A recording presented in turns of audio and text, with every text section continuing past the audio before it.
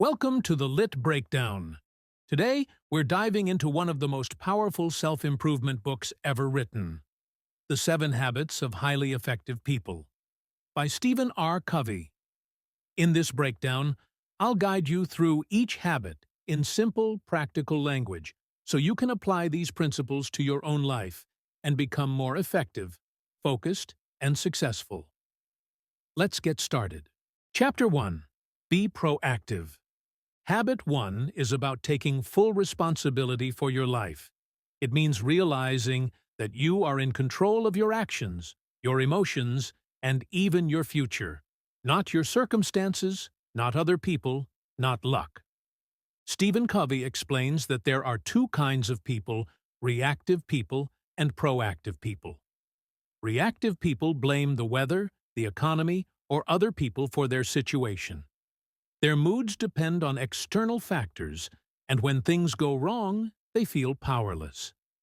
Proactive people, on the other hand, understand that while they can't always control what happens to them, they can control how they respond. They focus on what they can change instead of wasting energy on things they can't. Covey introduces the concept of the circle of concern and the circle of influence. The circle of concern includes everything you care about but can't control, like the weather or other people's opinions. The circle of influence includes everything you can control, like your habits, choices, and reactions. Proactive people focus on their circle of influence, and as they do, their influence grows. Reactive people focus on the circle of concern, and over time their influence shrinks. One of the most powerful lessons in this chapter is the idea of freedom to choose. Between what happens to you and how you react, there is a space. In that space, you have the power to choose your response. Reactive people act on impulse, but proactive people pause, think, and make conscious decisions about how they will respond. Covey also shows how our language reflects our mindset. Reactive people say things like, "I can't," or "that's just the way I am." Proactive people use language like, "I will," or "let's find a solution." Changing your words from reactive to proactive helps change your mindset and eventually your results. To apply this habit, start by noticing your reactions. Are you blaming others or circumstances? Shift your focus to the things you can control. Change your language to reflect a proactive mindset. Pause before you respond to challenges, and use that moment to make thoughtful choices instead of reacting emotionally. To sum it up, Habit 1. Be proactive is about taking charge of your life.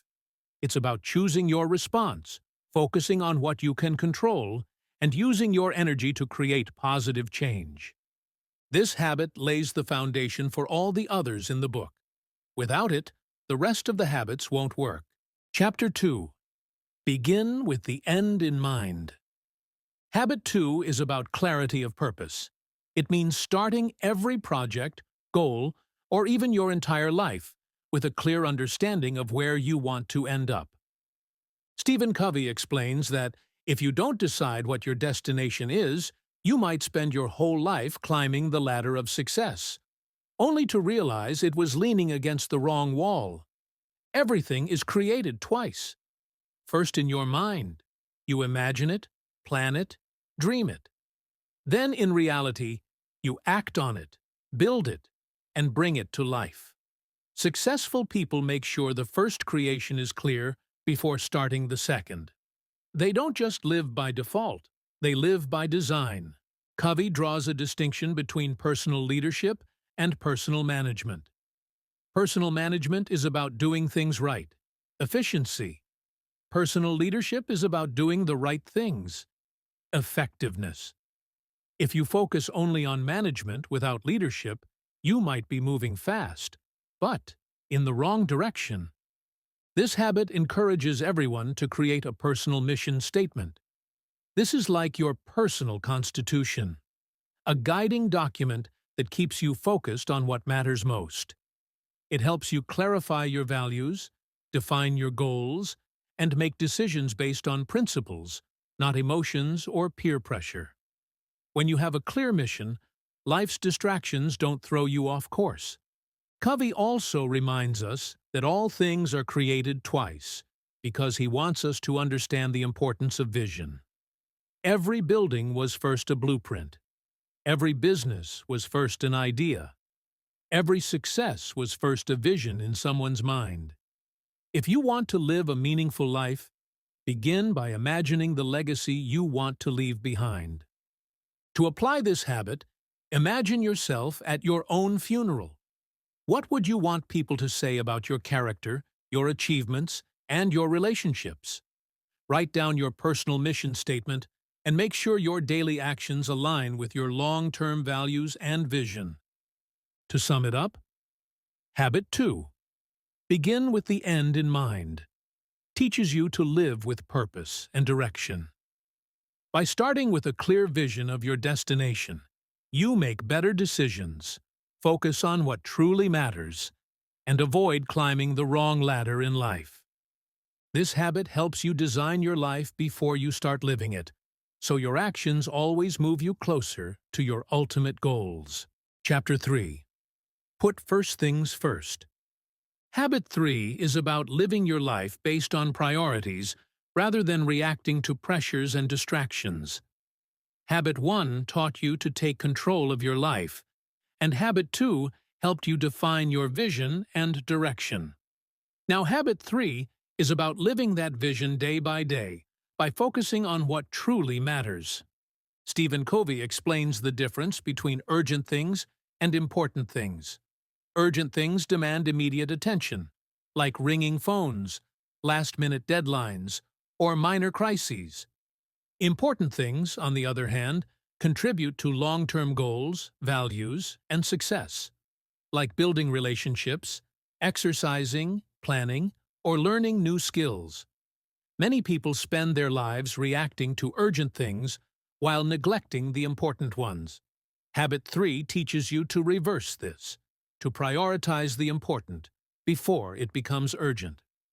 Covey introduces the time management matrix, which divides tasks into 4 categories: urgent and important, not urgent but important, urgent but not important, and neither urgent nor important.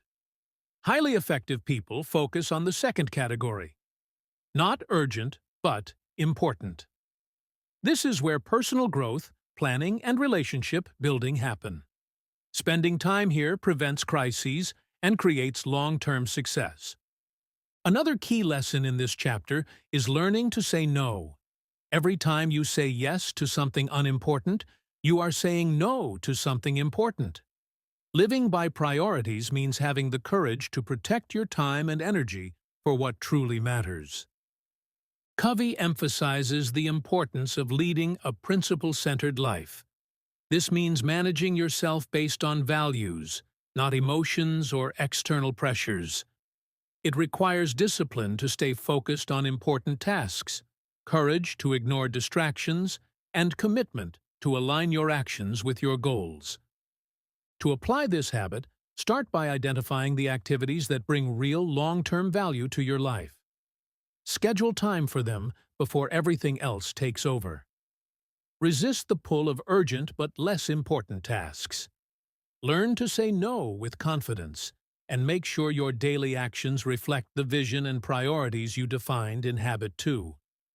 To sum it up, Habit 3, put first things first, is about organizing your life around your highest priorities.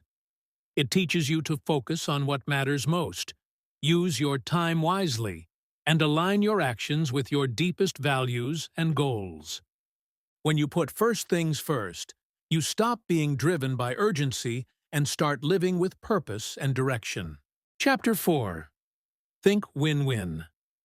Habit 4 is about approaching relationships and situations with the mindset that everyone can benefit. Instead of seeing life as a competition where one person wins and another loses, this habit teaches you to seek solutions where both sides feel satisfied and respected. Stephen Covey explains that many people operate with a scarcity mindset. They believe there is only so much success, recognition, or opportunity to go around. If someone else wins, they think it means they have lost. But effective people develop an abundance mindset.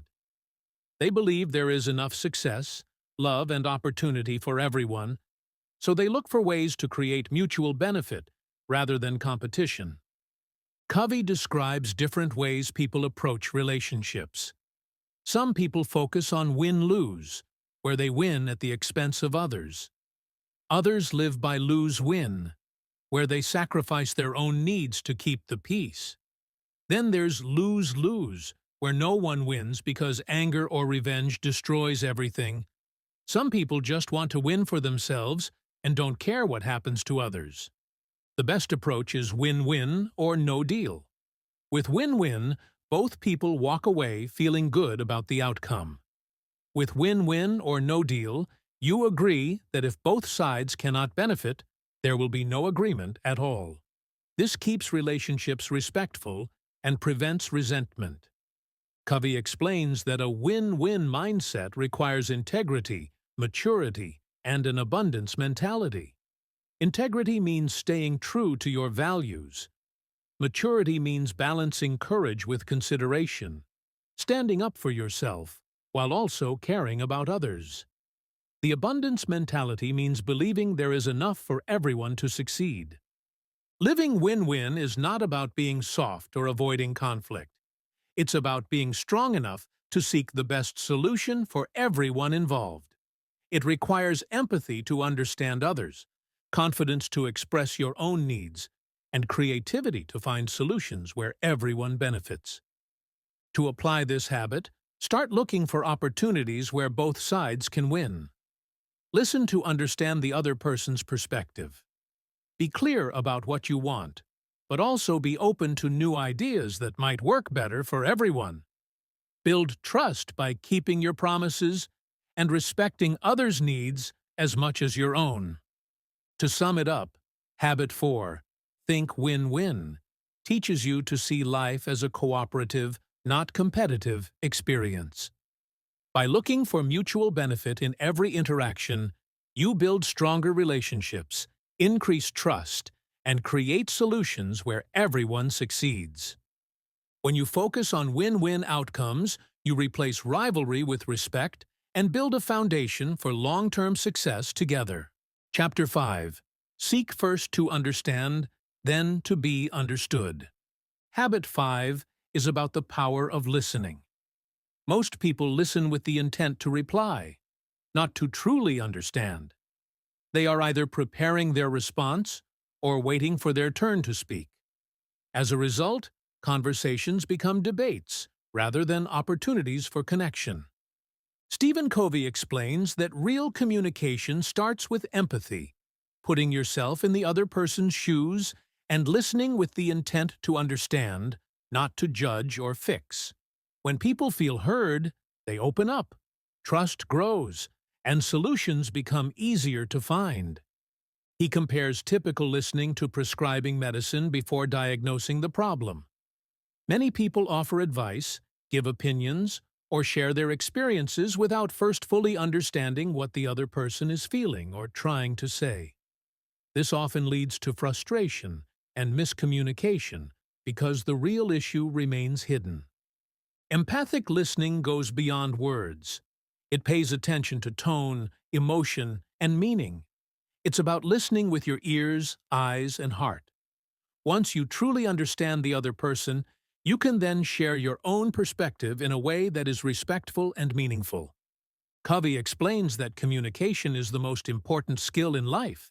We spend years learning to read, write, and speak, but very little time learning how to listen. Yet listening with empathy is what builds trust, heals relationships, and leads to real influence.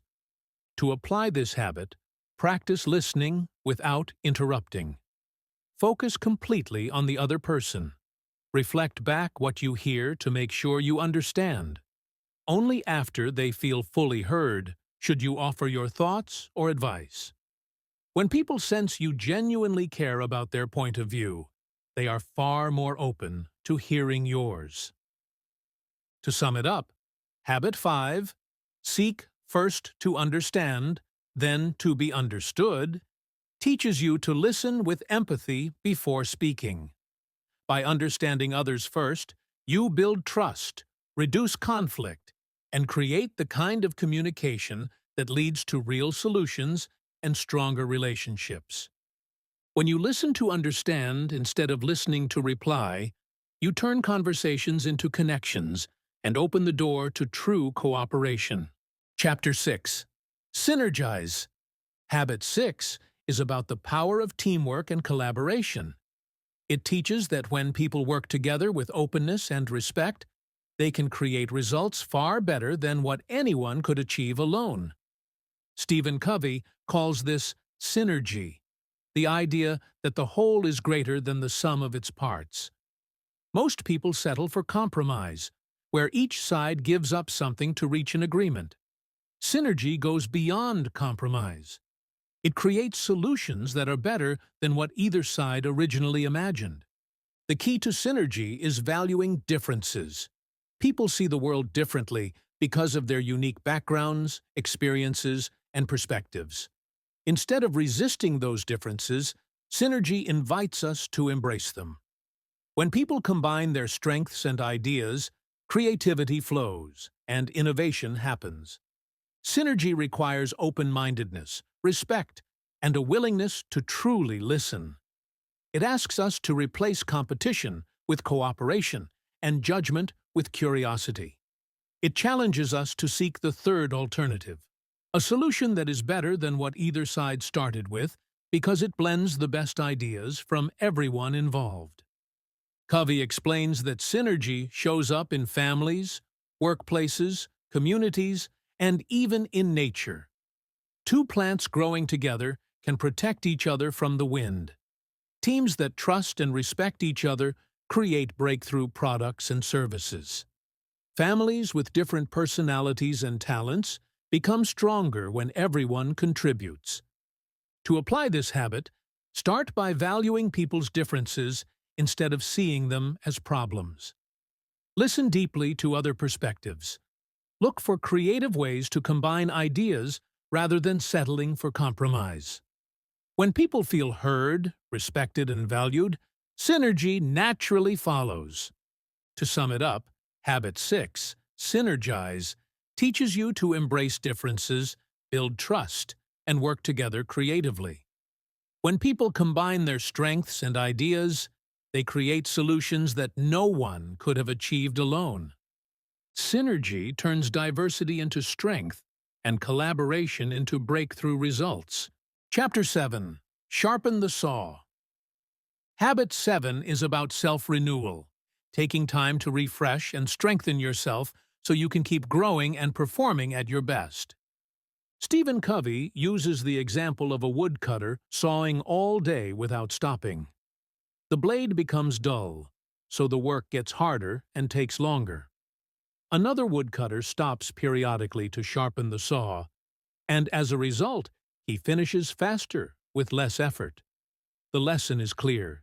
You are the saw, and if you don't take time to renew yourself, life becomes harder, and your effectiveness declines. Covey explains that renewal must happen in 4 key areas. Physical renewal comes from exercise, healthy eating, and proper rest. Mental renewal comes from learning, reading, and challenging your mind with new ideas. Social and emotional renewal come from building relationships, serving others, and developing empathy. Spiritual renewal comes from reflection, meditation, prayer, or connecting with nature. Anything that helps you find deeper meaning and purpose in life. Ignoring any of these areas can leave you feeling out of balance. Taking care of all 4 ensures long-term energy, health, and growth. Sharpening the saw is not a one-time activity, but a habit of continuous improvement. Covey uses the Japanese word kaizen, meaning constant, small improvements over time. By making renewal a regular part of your life, you prevent burnout, stay creative, and keep growing in all areas. To apply this habit, Schedule regular time for activities that refresh your body, mind, heart, and spirit. Read good books. Exercise. Spend time with loved ones. Reflect on your values. And make space for things that keep you energized and inspired. To sum it up, Habit 7, Sharpen the Saw, teaches you to care for yourself in every area of life so you can stay balanced, energized, and effective for the long run. When you sharpen the saw regularly, you maintain the strength and clarity to keep improving and living the other 6 habits successfully. Final closing summary. The 7 Habits of Highly Effective People is a roadmap for personal growth, strong relationships, and long-term success. Each habit builds on the one before it, creating a complete framework for living with purpose and effectiveness. Habit 1. Be proactive. Teaches you to take responsibility for your life and focus on what you can control. Habit 2. Begin with the end in mind. Helps you define your vision and live with clear purpose. Habit 3. Put first things first. Shows you how to focus on priorities instead of distractions. Habit 4. Think win-win. Teaches you to approach relationships with cooperation rather than competition. Habit 5. Seek first to understand, then to be understood, builds trust and strengthens communication through empathy.